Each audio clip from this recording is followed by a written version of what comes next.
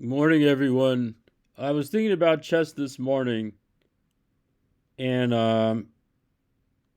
about some old ICC player called Helga, who was a Grandmaster, but I don't know who they were. But they were very good. I mean, they're Grandmaster, but they were there all the time, and they were playing. I don't know who. Some Scandi, some random. We'll just saw some random Scandinavian Grandmaster. So we had a we had a Gruenfeld, and I showed one of these games already where black goes knight b6 and against Mamajarov, right? But very often in the modern times they do just take on c3, and they go for c5 break. I've had this a million times also. Um, we castle knight c6 and e3. Now if they take on d4, actually think you take with the knight just to open the diagonal right away. And if they trade on d4, you take back with cd, and then you go rook b1. You have some pressure against b7. But he played b6. Now this is pretty unusual, and also looks a bit suicidal, right? But there's nothing in it. You can't move 95 so easy. He just takes on, you take the rook, and he goes bg4, and he gets tremendous counterplay. Um, your bishop's hanging on a8, and you gotta like go f3 or something, and then maybe some bishop h3s. It's nothing. If the guy's playing b6 right away, that he knows what he's doing. So we went for d5. And here, I suppose you have to take on c3, rook b1. I think this is kind of a traditional sacrifice, just to force the knight to move, and you get e4, and you get some initiative for the pawn. But if you don't take the pawn, then you're just allowing white to get the grip, the spatial grip.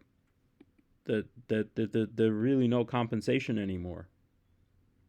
Uh, I've seen this many times. If white gets e4, c4, rook b1, and then where's the counterplay coming from? There's f4 is coming. Like the pawn's it's just a pawn avalanche. So I don't understand why they didn't take on c3. But they didn't do it, and now the storm is you'll see what's happening. I think it's just too much. Um, in general, I could just sidestep and go for the big storm, but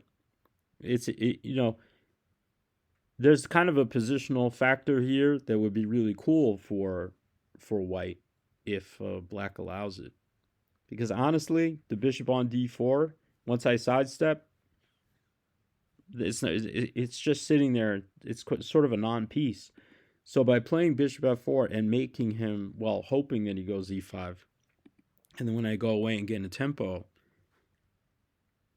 now this bishop is sort of locked out of the defense. It doesn't come back to help. And I mean, in a way, if you know that I'm going to play f4 and you take and I take, yes, the bishop helps now again. The diagonal's open, but the avalanche is too strong. Like you're gonna play ef gf, then e5 is coming, and it's just too much. It just the center is just too intense. Not to mention a rook is coming to b3. I mean, if you let that happen with the pawn leaves from g3, the rook comes from up to b3 and swings across the third and adds more juice to the attack. It's just a lot of fire to deal with. So you don't wanna take that. It's gonna be too much. So we went there. But then queen d2, I like this move because it adds more flavor to the dark squares. And now we go for f5. This way we keep the bishop locked out forever permanently on d4, just doing nothing in no man's land. Especially when I'm just going to operate on the light squares. I have dark square advantage, and also I can just g4. I can swing the rook over on the light squares. It seems to be. I mean, the one thing he has is this like extra outside pass pawn, and maybe I have one weakness on c4 that I have to tend to, but not much else. F6, h4. This is to stop g5. I think it's nice prophylactic move.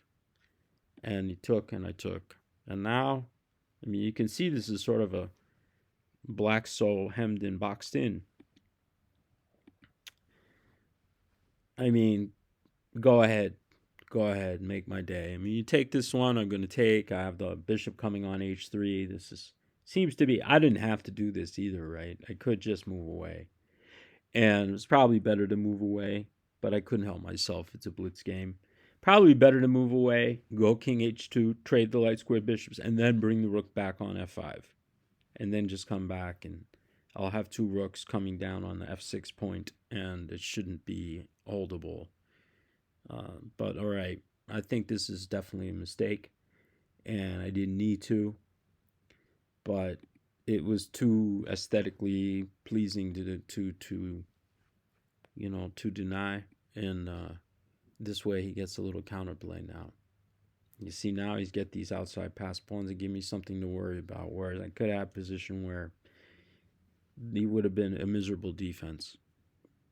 But we have our little idea to take all, and look what he did. He just couldn't handle it.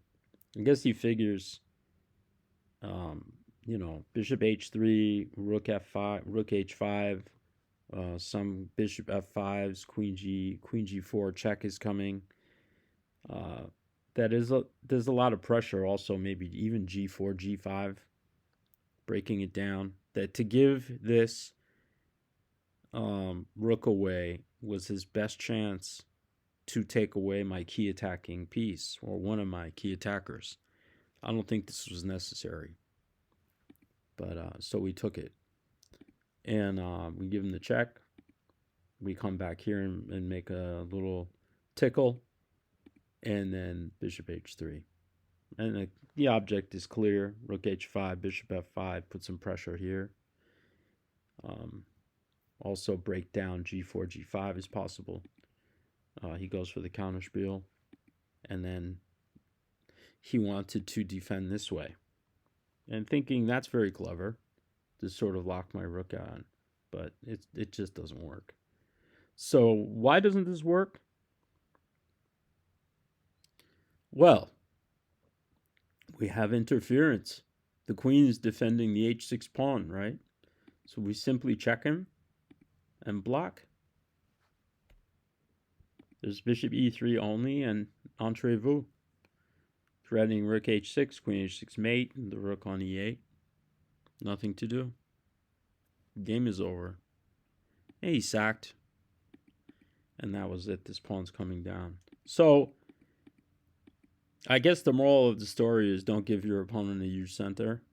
And then, like, when you're defending, just sometimes you have to go passive. I wonder if there was any way to defend from here. Let's take a look. We always want to find the truth. f5, obviously a blunder.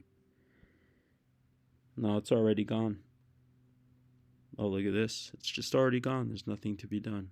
h6, bishop f5, rook h8, bishop e6, the same thing. Bishop e3. Yeah, you can't hold it. It's gone. So where did he really go wrong? I would say, looking back here,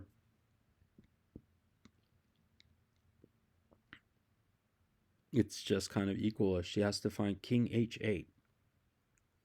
This is fun to let this rook b8 now first line.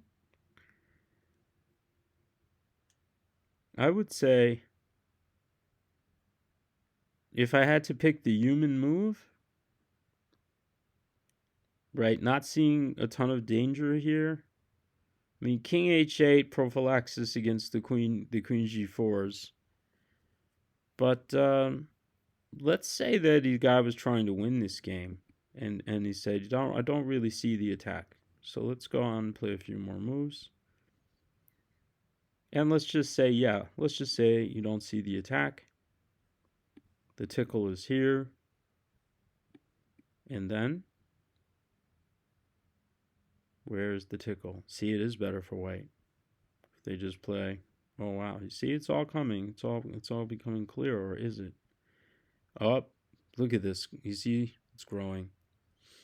You just feel it. You just feel it, right? Giving the exchange, you feel that the light squares are too much. Look at this. Now it's just going astronomical. It's supernova explosion.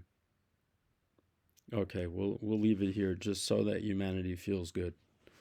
All right, I hope you enjoyed this game. You learned something about expansion, about, being forced to take things, otherwise the center is just too big.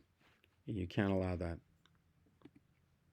All right, everyone. It's coffee time for sure. I'm exhausted and I got to get this day started. I'll see you soon.